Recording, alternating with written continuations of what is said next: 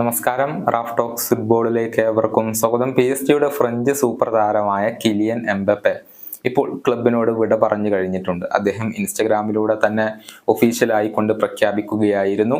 അദ്ദേഹം അടുത്ത സീസണിൽ ഇനി റയലിനോടൊപ്പമാണ് നമുക്ക് കാണാൻ സാധിക്കുക. ഇത് PSG തൻ്റെ അവസാനത്തെ സീസൺ ആണ് എന്നുള്ള കാര്യം എംബപ്പെ തന്നെ തുറന്നു പറയുകയായിരുന്നു.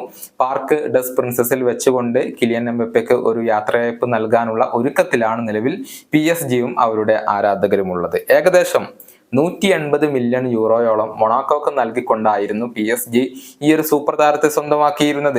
ഇപ്പോൾ അദ്ദേഹം ഫ്രീ ഏജന്റ് ആയിക്കൊണ്ടാണ് ക്ലബ്ബ് വിടുന്നത്. അത് തീർച്ചയായും PSG സംബന്ധിച്ചിടത്തോളം ക്ഷീണം ചെയ്യുന്ന ഒരു കാര്യം തന്നെയാണ്. അതേസമയം റയലിന് ഇത് ഗുണകരമാണ്. എന്തെന്നാൽ ഒരൊറ്റ ചില്ലിക്കാശ് പോലും ചിലവാക്കാതെയാണ് എംബപ്പയെ പോലെയുള്ള ഒരു താരത്തെ അവർ ഫ്രീ ട്രാൻസ്ഫറിൽ ഇപ്പോൾ സ്വന്തമാക്കുന്നത്.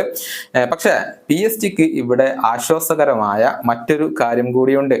എംബപ്പെ പോകുന്നതോടെ ഒരു വർഷം 225 മില്യൺ യൂറോയോളം സേവ് ചെയ്യാൻ PSG സാധിക്കും എന്നാണ് ഇപ്പോൾ പറയപ്പെടുന്നത്. അതായത് ഫുട്ബോൾ ലോകത്ത് ഏറ്റവും കൂടുതൽ സാലറി കൈപ്പറ്റുന്ന താരങ്ങളിൽ ഒരാൾ കിലിയൻ എംബപ്പയാണ്. കൂടാതെ ടാക്സുകളും സോഷ്യൽ സെക്യൂരിറ്റിയും ബോണസും അടക്കം വലിയ ഒരു തുകയാണ് ഒരു സീസണിൽ കിലിയൻ എംബപ്പെ PSG നിന്നും സ്വന്തമാക്കുന്നത്.